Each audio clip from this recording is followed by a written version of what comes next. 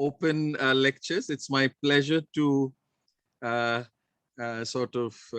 invite and pleasure to have Justin Fox, from the University of Washington at St. Louis, presenting his work. Justin and I, we go back a long way. I think I was just realizing it's like almost 2 decades. We went to the same graduate school. He was a senior to me there. And well, what's the context of this talk? You know, I mean, we've been noticing, Justin, I like to give a context when I'm introducing presenters. So I think one like very important substantive context is that, this last 2 years, we've seen how leaders all over the world have bungled with their responses to COVID. Now, some of it is due to pure incompetence, no matter what Justin says, but perhaps there are other sort of, more rational reasons for what is going on. So that is what Justin is going to talk about in a different context, I guess, but I think he has a model that he's going to discuss with us. So Justin, without further ado, please go ahead. Thank you. Thank you. Thank you so much for inviting me, and it's a pleasure to present to everyone today. This paper was published in 2015. We started writing it in part motivated by the, we'll get it. Motivated by the financial crisis of 2008, and then 2005, there was a hurricane that hit the city of New Orleans in the United States that created a lot of damage, Hurricane Katrina. And in both those cases, the question was, why did politicians do more to prevent this disaster?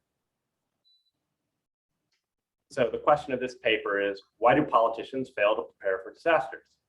One answer given by a congressman from the United States, Barney Frank, who was he's retired now, but he was an important congressman, chairman of the Financial Services Committee in the House of Representatives. He claimed when talking to other elected officials that no one will ever get reelected for avoiding a crisis. And basically, that's the explanation in this paper as well. Politicians are not rewarded in expectation for preparing for crises. So three instances, as I said, in the United States, politicians failing to prepare for crises. There are many, but the 3 biggest probably in the 2020s, I guess 9/11 would be the first one, but I don't have that in my slide. The next big one was Hurricane Katrina in 2005, where the city of New Orleans is below sea level and it's protected by a series of levees. Everyone knew the levees were in disrepair, but the money wasn't invested to fix them up. Second example is the financial crisis of 2008, which was the result of a crash in the housing market, which was the result of lots of bad loans and highly leveraged banks. And there were a lot of articles in the run-up to the housing market that banks were highly leveraged and the loans were kind of sketchy. And a lot of people in power would deny that there was anything wrong, nothing to worry about. It's fine, don't worry. In the wake of the financial crisis, there was a commission, a government commission that concluded that the previous 2 administrations had a lot of the blame for the financial crisis, that they should have seen it coming and they didn't do anything to prepare for it. Next example is the one Super Chiefs mentioned, is COVID-19.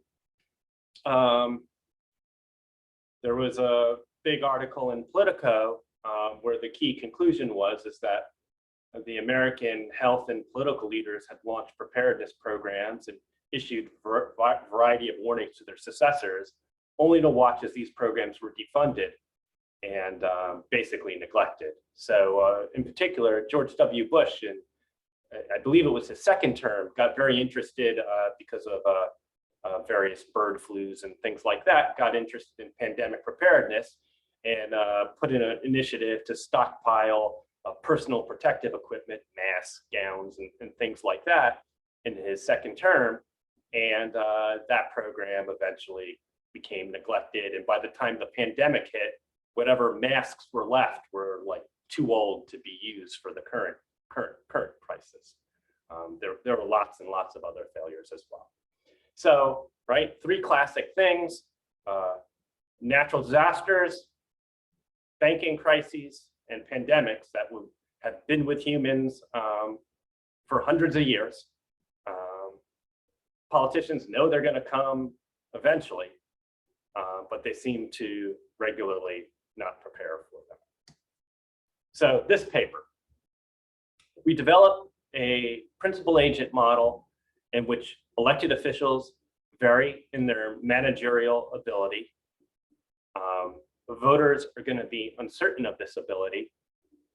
And in an equilibrium of our model, in order to signal their managerial ability, that is to burnish their reputation for being competent and highly skilled, elected officials are going to prioritize their effort preparing for likely contingencies over unlikely contingencies. We think of like large hurricanes, pandemics, and financial crises as having a low probability of occurring in any given electoral window. So there are a lot of explanations out there in the literature for why politicians and elected officials underprepare for rare events, why they underprepare for disasters. Some have argued that special interest groups get in the way. Others argued that politicians themselves underestimate the costs of these rare events.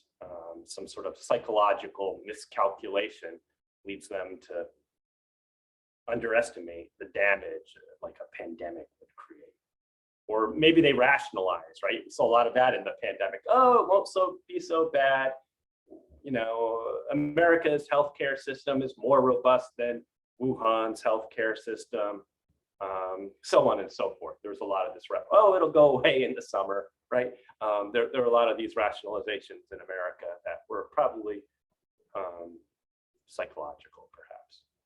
Another explanation is voters are myopic. So it's not the politicians' fault. Politicians fully understand like these disasters happen and they're very catastrophic and the costs are very high, but it's the voters. They're too short-sighted. They're not forward-looking. And so therefore, politicians respond to the voters' short-sightedness. And then another example that is particularly apt in perhaps federal systems is in many areas of public policy, responsibility is divided for it across the various levels of government. So the the United States and for hurricanes with the levees in New Orleans, part of the federal government, part of the state government, part of the local government. And these organizational redundancies can create sort of a collective action problem where nobody does anything to prepare, each hoping the other one will step in. So, all these explanations are entirely valid. They surely all play a role in particular circumstances. Our contribution is that even if these conditions are not present, right, there are no special interest groups, politicians can do all the calculations perfectly fine, voters are totally rational and think about the long term, and there are no organizational redundancies, under preparation can still result from the electoral incentive for incumbents to be reelected. So lack of preparation can result solely from politicians' desire to burnish their reputations for being good managers. And this distortion will arise whenever voters have difficulty observing the incumbent's activities in office, right? It could be because there's a lack of transparency in government, so voters don't know how politicians are allocating their time. Could be that voters aren't fully paying attention to what goes on in government because they have normal lives to live. And so to the extent one believes, or perhaps the media doesn't do a good job following in reporting on what the voters are attentive, but right, they get their information from the media, and the media isn't attentive, or the opposition party isn't it doesn't focus on these important issues, and campaigns on issues unrelated to disaster preparedness. So as long as there's a gap between and voters are not fully aware of how politicians are allocating their effort, whether they are devoting effort to preparing for disasters, for rare events, the distortions that can arise in our model can result. All right, so now we're going to get into the details of the model. There are two states of the world: a bad state, state 1, and a good state, good 2. So the bad state is the hurricane hits the city. The good state is the hurricane stays in the ocean and doesn't bother anyone. The bad state is the pandemic comes to your country. The good state is, for whatever reason, the pandemic never arrives to your shores, so on and so forth. Obviously, all else equal, the voters prefer, everybody prefers the good state to the bad state. There's going to be a single incumbent, and he's going to, or she, right, they're going to decide how much effort to expend preparing for the bad state. So E1 will denote the amount of effort spent preparing for the bad state. And E1 is going to be an integer 1, 2 through n. So I guess there should be a 0 there. Sorry, I apologize. 0, 1, 2 through n. So choosing 0 effort is an option. Whatever effort's not spent preparing for the bad state is spent on the good state. So the politician is just going to divide that n units of effort they can allocate, and they're going to divide it across the 2 states, putting no effort, putting all your effort on one state is an option, dividing it across both states is an option. All right, voters' payoff. For a given state, the voters' payoff is going to be increasing in the effort the incumbent allocated towards that state.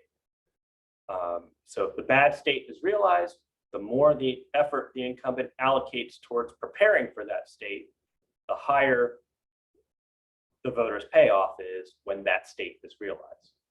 The key feature of the model is, if I put a lot of effort preparing for the bad state, but the bad state's never realized, then the voter doesn't benefit from that effort, right? The effort only pays off if that particular state is realized. The other thing, key feature of the voters' payoff, is it's going to be increasing in the elected officials' underlying ability A. So to write this out in terms of the utility function, the voters' payoff depends on the politician's ability, A, the state of the world, so there's going to be some payoff, well, some constant payoff, SI, so S1 is just like the baseline payoff in the bad state, and the amount of effort allocated towards preparing for that state. So there are 4 arguments in the payoff function: the ability, the effort allocated towards state 1, the effort allocated towards state 2, and the state of the world, I. So for a given state, I, only the effort allocated towards preparing for that state increases one's payoff. Any questions?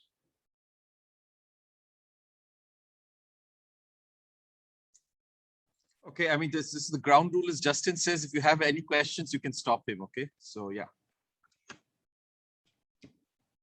All right. I think you can go ahead, yeah. Okay. So that's the basic framework. And something we can note already, right? Looking at this payoff function before I move on. Well, if the voter knows their payoff, right? They know the utility they got, and they know the state of the world. So, hey, a hurricane hit shores, and my payoff is 20. From those 2 pieces of information, they can back out the politician's ability, right? You just subtract the utility U minus G of this argument, SI plus lambda I EI. So if you know your utility and you know the state, you can just back out the ability. That's going to be an important thing going on. All right. So what is the voter? What's the informational setting of this model? When the incumbent has to make their effort allocation, they're not going to know the state of the world, right? So when you're deciding whether to prepare for a disaster, prepare for some other contingency, well, you don't know what contingency is going to be realized. And so when the incumbent's making their effort allocation, they don't know what the state of the world will be. Another key feature is the voter does not know the incumbent or the eventual challenger's underlying abilities. So like a student, when they enter one's classroom, you don't know much about them necessarily. You don't know if they're very excellent or just good. But you learn over the course of the semester based on how they do on exams and in conversations and question and answers. So we're going to assume that the voter doesn't know the politician's ability, but we're also going to assume that the politicians don't know their underlying ability. They might know more than the voter, but in real life, right? But often people learn about their underlying ability through, taking exams, facing various tests and real life challenges. So the assumption here is just going to be the voters nor the politicians know their respective abilities, or know the politician's ability. And the last assumption, one I foreshadowed, is the voter is not going to observe the elected official's preparation decision.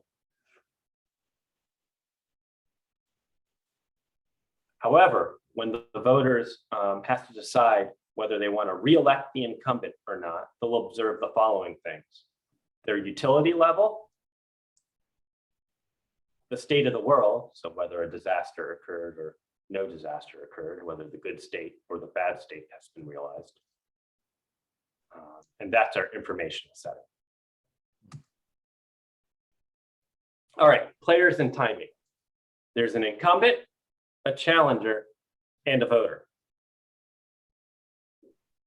Nature is going to draw the ability of the incumbent and the challenger, so that just means that the incumbent's ability is a random draw from some distribution. The challenger's ability is a random draw from some distribution. We're going to assume both those distributions are the same, and they have each distribution has an expected value of 0. As I said before, sort of foreshadowed, these ability levels are not directly observed by the voter or the politicians themselves, but they know the distributions from which these ability levels are drawn. Then the incumbent is going to decide how much effort allocating to states 1 and state 2, the good state and the bad state. Nature is going to determine the realization of the first period state. So there's some probability the bad state can be realized, some probability the good state can be realized. Everyone's going to know those probabilities. And after the incumbent picks their effort allocation, then the state of the world will be realized and everyone will observe it.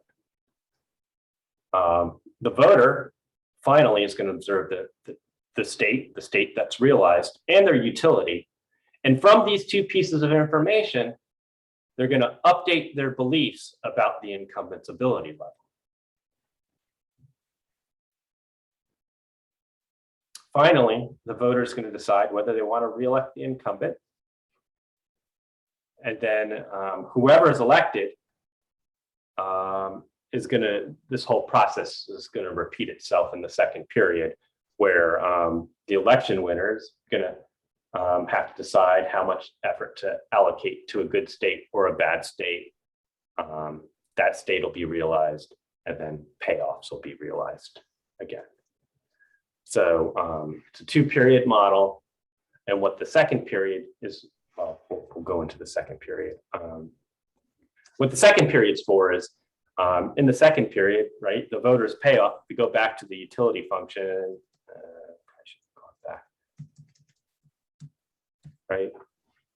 No matter what, the voters' payoff is always increasing in A, right? So having that second period there makes the voter care about that incumbent's ability level when they're deciding, and the challenger's ability level when they're deciding who they want to elect for period 2.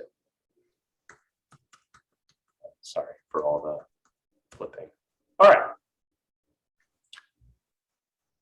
What's the first best? Like, how do we want the politician to allocate their effort between state 0 and state 1? Well, if the bad state, state 1, is sufficiently bad, or the probability of the bad state being realized is sufficiently large, then the voter's best off when the elected official devotes some effort preparing for the bad state, right? If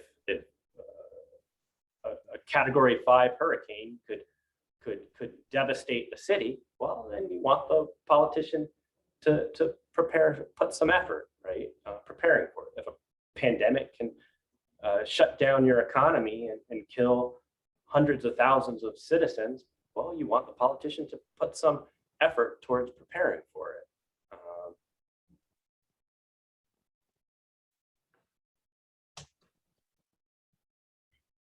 Right, so when those conditions are met, from like a social planner's perspective, the politician should put some effort preparing for the bad state. All right, so now let's solve the model. We want to understand how the voter is going to behave, whether they're going to vote for the incumbent or the challenger, and we want to understand how the incumbent is going to allocate their effort across these 2 states in period 1. So our assumption 1 is going to be in the second period, the incumbent and the challenger are going to behave identically. They both behave, allocate their, and they allocate their effort in a way that maximizes the voters' welfare in period 2. So that's our only additional assumption we'll make. And under that assumption, in any perfect Bayesian equilibrium, our solution concept, the voter will re-elect the incumbent if and only if her belief about the incumbent's expected ability exceeds the challenger's expected ability. So in our model, right, expected ability of the challenger is 0. So long as the voter thinks the incumbent's ability is above 0, they'll re-elect the incumbent. If they think the incumbent's expected ability is less than 0, they'll elect the challenger. Right. So now let's turn to the first period effort allocation decision of the incumbent. And this proposition states, if the bad state is sufficiently unlikely to be realized, the incumbent devotes no effort preparing for it. Why is this? Well, the simplest way to get some intuition for the model is, suppose the politician puts some effort on the bad state, some effort on the good state. In an equilibrium, right, the voter knows what these effort levels are, right? Because in an equilibrium, a pure strategy equilibrium, right, the voter is best responding to the incumbent strategies and the incumbent's best responding to the voter's strategy, right? So in an equilibrium, even though the voter doesn't directly observe the effort levels, that their beliefs about those effort levels are accurate in an equilibrium. Well, what that means is the voter can perfectly infer the incumbent's ability from the utility, their utility, and the state of the world. And so,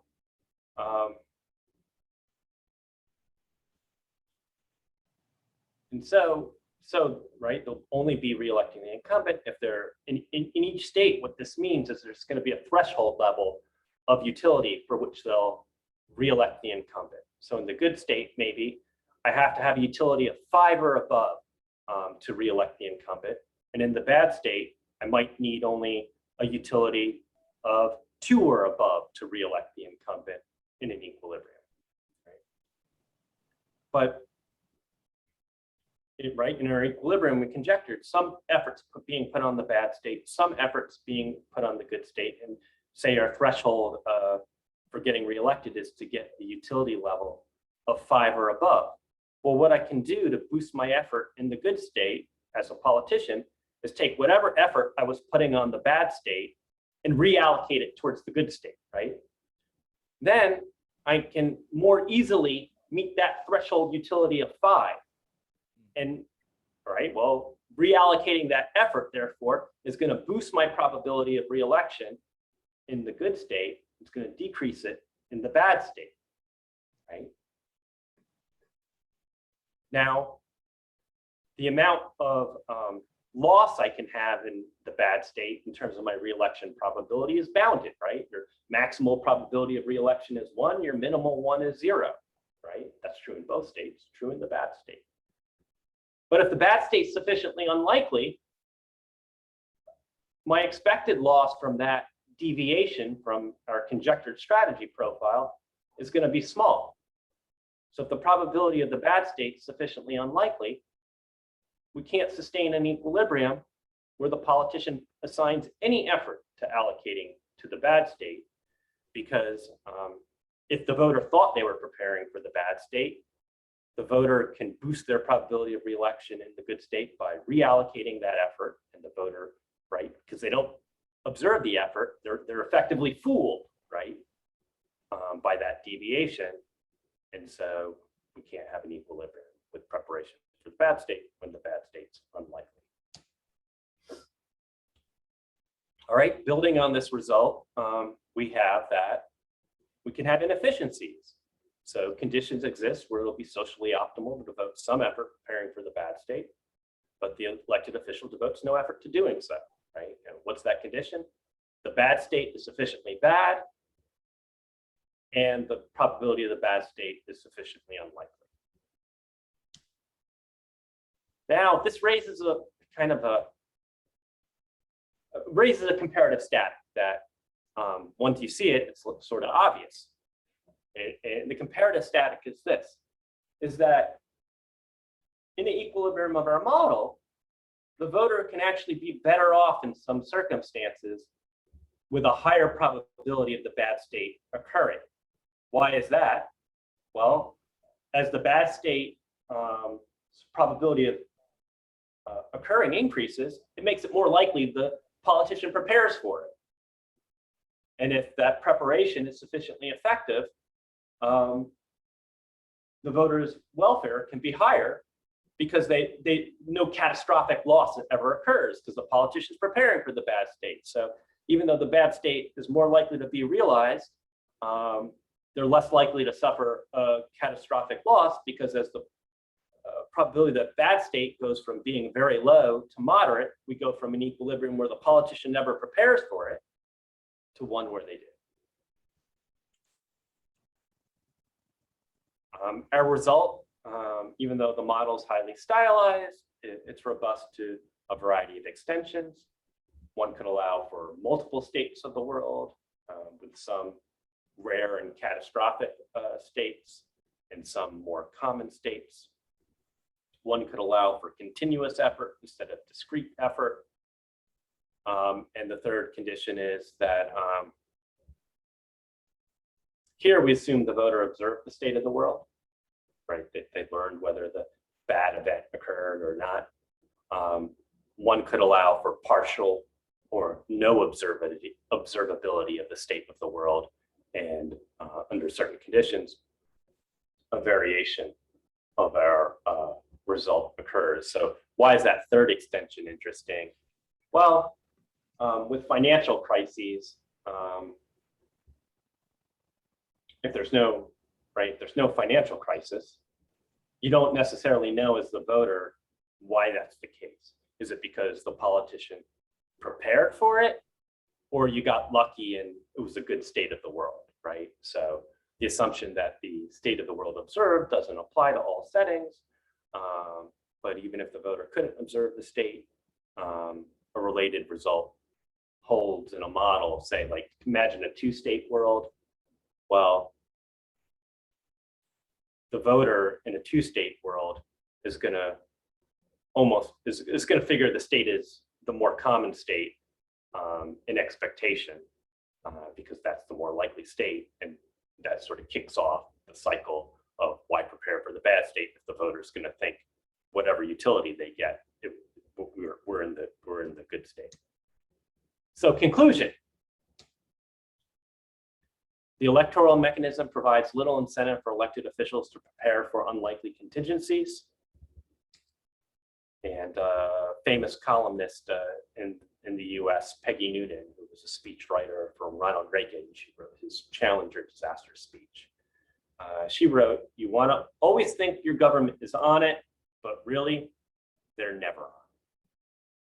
So thank you for sticking through to the end. Okay, Justin, thank you for a very, very nice talk, and very precise and but brief as well. So you've left us with a fair amount of time for question and answers. And I think Shivangi, you can ask your question. Hi, sorry, my internet is a bit unstable. That's why I wrote it in the chat box, so that in case, I'm not, my voice is my voice breaking, or No, we're hearing you very nicely. I hear it. Yeah, okay, great. So yeah, so thanks, Justin, for this talk. I mean, I didn't get a chance to read this paper beforehand. That's why probably I'm making these questions. I'm asking these questions to you. So yeah, you in your model, in your game theoretic model, I mean, you've used discrete effort. Is there a mathematical reason, like particularly for doing this, or is in terms of the modeling? My first question is that, and the second. Okay, and the second is, I mean, I would like for you to elaborate a little bit more, but let me give my second question, which is in terms of the rationale for your assumption that you wrote in. So I think for most of our students who are present in the audience, they'll be interested in knowing how when you're in the modeling process, how we decide on these assumptions. I mean, what motivates us to actually talk about, okay, in period 2, perhaps this is a reasonable assumption to make that incumbent and challenger would have the same behavior. So that's it from my end. All right, those are great questions. So I'll start with the first one. The discrete effort set, as you said, the technical reason is issues of equilibrium existence. There's some results that suggest that we would have had a lot of difficulties characterizing equilibria if we allowed for continuous effort choices, like a continuous effort allocation. There were questions of equilibrium existence. That said, if there was an equilibrium, it would have properties similar to the ones we found, that as the probability the bad state became smaller and smaller in equilibrium, less and less effort would be allocated to it. Although in an equilibrium, you might allocate a little bit of effort to it. So it was a technical assumption. It's just to get existence and make our lives easier. All right, second question. What was the rationale behind assuming the same behavior for incumbent and challenger in period 2? On that assumption, it's the first time I ever got that question, but it's a really good question. And I believe, so again, that was just like, all right, let's just make things simple. But you're absolutely right. In period 2, maybe the challenger does one thing and the incumbent does the other. Our results would still go through though, because once you fix the challenger's behavior, right, the voter knows what their expected utility from electing the challenger is. And so if the challenger behaves better than the incumbent in period 2, that's going to raise the utility threshold that the incumbent's going to have to clear in period 1 in both states to get reelected. So because no matter what the politician does, the voter values ability.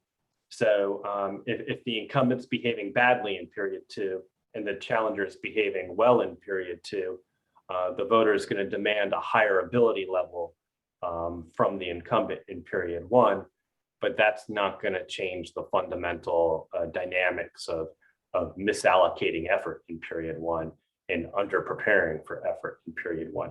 It might shift certain thresholds, how unlikely the bad state needs to be to have the equilibrium where the politician underprepares, but it's not going to get rid of it. It may make it less likely to occur in the example where the challenger behaves well and the incumbent behaves good in period 2. Maybe it makes it more likely. I don't know which way it goes, but yeah, underpreparedness would still result. It's an interesting comparative static, right? It'd be a good extension for me to think about. So, or somebody to think about. Maybe I was looking at it from the angle of accountability as well. That because in period 2 you would, there is no accountability because of there is no re-election. That's what we are assuming here, because the re-election happens at the end of period 1. I think perhaps it's safer for us to assume same, or it's safer for us to assume that behave on our larger, or you can say our results won't change drastically if we assume same behavior for incumbent and challenger. Is that what, is it a valid rationale over here? I'm just, is it accountability as well? Because because at that stage, like you said, like mostly the selection is on the basis of ability, rather than anything, rather than their preparedness for the rare event. So to just the assumption that they behave the same in period 2, just in sort of like the logic for assuming that was there's no difference in our model between the incumbent and the challenger, so why would they behave different? There's no parties in our model. They don't. One doesn't care about rich voters and the other one poor voters. So it was just sort of like modeling beauty. It's not really beautiful, but they're symmetric. So we just assume they behave the same. But there is a real question, and you also raised this thing. Well, there's no election in period 2, so really it should be a dynamic model, maybe infinite horizon model. Depends whether you're thinking of these politicians being term limited or not. And you can think about party reputation. So maybe if a party does well in a disaster, they somehow can transfer that reputation on to another party. I think there are a lot of things one could think about that would be interesting to think about. So thank you. Yeah, just to sort of add on to that, you said there was a result which said that your results would go through if you had a non-discrete effort space and so on, right? Didn't you have something there? Yes, I did.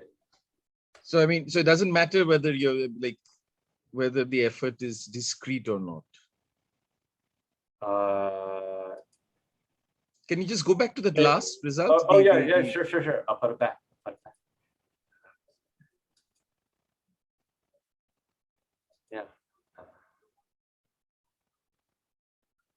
This one, the second one, right? Non-discrete effort. So you still get underpreparedness with non-discrete effort.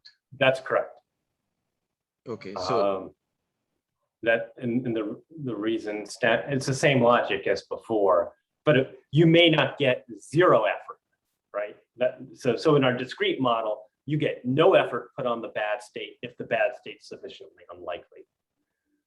With continuous effort, right? Imagine 2 states, you can put, divide your effort, say between, a number between 0 and 1, put on the bad state, and the rest of the effort on the good state, right? 0 and 1. Yeah. What happens there is the probability of the bad state gets small, the amount of effort you spend on the bad state converges to zero. Doesn't reach zero though, necessarily, because a small increment of effort put on the bad state can have a high payoff, right? If can potentially have high returns, a little bit of effort on the bad state. So putting zero effort on the bad state is not going to be in equilibrium. But you might not put as much effort on the bad state as is socially optimal. Okay. Thanks. That clarifies. That's very helpful. Okay. Questions? Other questions, please. Other questions for Justin?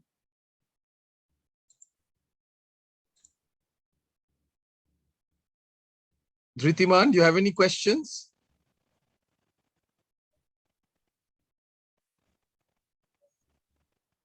That's a different Dhritiman, I think, that you are targeting. Oh, I think I missed. Yeah. I thought it was anybody else has a question?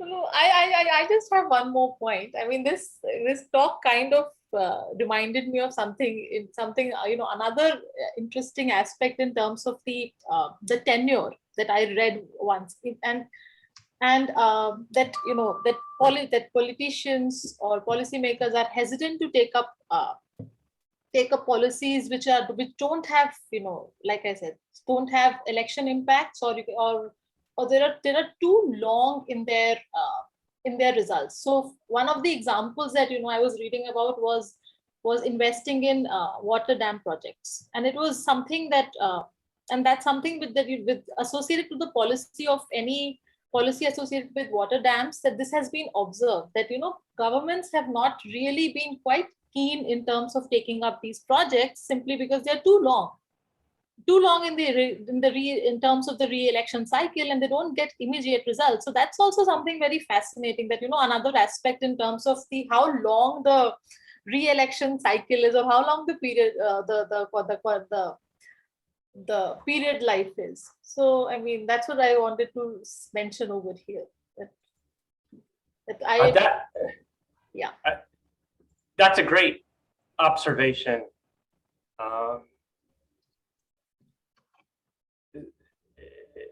Yeah, and it's in this family of problems, right? Right. So have you come across a theoretical model in related to this aspect, where they're talking about the because usually I have only looked at the periods. I mean, we say this is period 1, this is period 2, and we don't really talk about the length of the period. But yeah, but I was reading this newspaper article long time back when I was doing my PhD. It still stuck with me the moment you talked about underpreparedness, and I said, yeah, it's similar to those, some of the policies being not implemented. Could be because the incentives are not really aligned correctly with the electoral process. I haven't seen a paper that directly looks at that. If I ever do, I'll send it to Subhashis. I guess I can send it to you. I just have to write down your name. But it's an interesting question to explore. So I'll give you another analogy here in St. Louis, where I live, of a family of problem that I was thinking about it, not in the context of dams, but here we have in St. Louis a lot of crime in St. Louis. And there's a question of how do you deal with crime that all cities deal with? Do you have a lot of police, or do you invest in root causes? And our current mayor likes to think a lot about root causes, right? And that's totally valid. But I was wondering whether her emphasis, so root causes is a long term, right? She's thinking long term, we got to invest in these root causes if we want to, or we'll never solve the crime problem. And I was wondering, there's a good chance our current mayor could be mayor for 20 years. And I was wondering if that's why she was, right? They have every 4 years there's an election, but you know, she could be a long-term incumbent. That's what I mean by 20 years. She could just get reelected and reelected. And I was wondering if the fact that there were no term limits for our mayor made it more likely she had this long-term horizon. And then there was a second level of questions I was wondering is, well, is it good to have such a long-term horizon? Or is she just thinks that she really can't get a handle on crime, so she'll just say it's root causes, and we'll just talk about root causes for the next 20 years, and not hire more police. I don't know what's right, but those were the things. I think this like time horizon thing is it's like your example of the dams, and this example is a very I don't know. I think it's an interesting thing to think about, and I didn't know of any models that addressed it. Yeah. But okay, Justin, just one sort of. So I think. So can you just go back, going back to that point? So the term limits don't make a difference in this, right? In this model, well, there's only 2 periods, right? And no, I guess I'm just thinking about, you know, I mean, yes. So you do have this equilibrium where there is zero effort, right? But I mean, I guess I'm thinking about what sort of institutional features would ensure that, you know, people do. I mean, other than saying that, you know, elections are, you know, we should have no elections, right? I mean, no, that's not what I'm saying. I mean, like, and then the next thing is, well, the Chinese did a great job after screwing everything up. I mean, like, so what sort of institutional features I think will move the needle from zero effort? Like, what would that be in your? I mean, like, if you can share some thoughts on that. Yeah. So I was thinking, well, right, you have in democracies, you have bureaucracies and agencies. I mean, you have them in non-democracies as well. And right, the whole point of administrative government in the United States, right, like the CDC, that's our Center in Disease Control, is to have professionals who many of them are civil servants, so they're there for their life. Like in the United States, our most famous civil servant is this guy, Dr. Fauci, who's been there since the 80s, the director of the CDC. And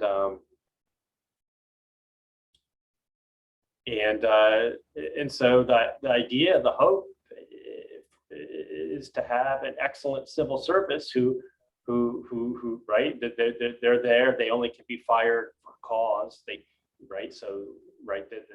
their jobs are basically permanent unless they engage in corruption. And so the idea is, the hope would be is that these agencies stay focused on things like preparedness for rare events. So the CDC should and the various related government agencies, you know, the question is, why didn't, right? These guys don't have, you know, short-term horizons, and you know, in the same sense as a politician does. Why didn't they continue to focus on preparing for pandemics? In the case of COVID, and one of the pathologies is in the United States, the CDC at the time COVID was hitting the U.S. shores was involved in thinking about what to do with guns and thinking about gun violence as a public health problem. And the question is, well, why is it, right? Obviously, it's like a public health problem when we think about public health broadly construed, but that's not why we created the CDC. We created the CDC to deal with germs and viruses and things like that. But there's this like thing sometimes people call concept creep. So you create an agency to regulate telephones, and next thing you know, that agency, you know, you create that in like the 1920s. Next thing you know, that same agency is using their statutory authority to regulate the internet, right? Although the internet, that's a good point. You know, and so all these things happen in all the agencies, and they start doing more stuff. So I don't have a good solution, right? I guess the first cut is say give it to an agency, but then the problem is the agency starts to not focus on the core mission anymore. And I think that has probably something to do with the career concerns of the people in the agency, right? Like, how do you show, how do you then go run for office or get your next job? You want to have something to say, hey, I did this program is my program. And so just fine tuning disaster preparedness or pandemic preparedness, well, even if a pandemic hits, you may not get rewarded, right? Well, it's the previous guy or woman. That's why things work so well, right? Where if you create some new program, you might get the credit of, or whatever. You can say you did that. I don't know. And then, and I also just to sort of intervene there a little bit. This model will become hopelessly complex if you then started modeling sort of interactions with the bureaucrats as well, right? I mean, if you had this third actor and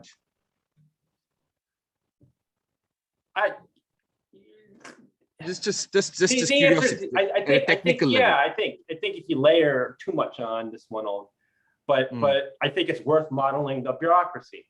Right, and then having, we'll imagine the bureaucracy, the bureaucrat doesn't have I mean, right, the model of the bureaucracy might be like a model of China in some way, not quite, right, not perfect, but you know what I mean. The idea is that non-elected official, right, with a long-term, doesn't have an immediate electoral horizon. That's all I meant, right? Different than the politician. And model, well, this model suggests that, right, the unelected official in this framework would have an incentive to prepare for the disaster. Well, what is it about those people that lead them not to, right? China wasn't prepared either, right? China wasn't prepared. They reacted to very, very, drastic ways to try to contain it. And so why aren't unelected officials prepared for these contingencies either? And so that you're saying, then that leads us into the domain of all these principal agent problems between the bureaucracy and the and then that's the next level, right? That's just another set of complexity. Right. No, I see why you focused on the bureaucracy, but all the stuff, I mean, all of that makes no difference in this, right? Like proportional electoral system or that kind of stuff has no effect. Proportional representation may make all the stuff the comparativists do, right? I mean, none of that will have any bearing on this. Proportional representation might mute these incentives, right? Because here the politician, it's all or nothing, right? Like, I get reelected or I don't, right? In proportional representation, your electoral incentives are more smooth, right? I get 30% seat share or 33% seat share. So it's not going to eliminate these incentives to underprepare, but underpreparedness may not be as severe, perhaps. Right. I have trouble thinking through it, but I suspect that some sort of proportional system might mute the degree of underpreparedness. Right. No, I mean, this is what I like about the model. It's because it's so sparse. You are inviting us to sort of think about, what are the sort of institutional layers that can sort of, get around this. So I think that to me is the value of this. It's sparse, and that is what allows us to do all this, have these meaningful policy conversations. We're running out of time. Any other questions, students? Or faculty members, students, any questions?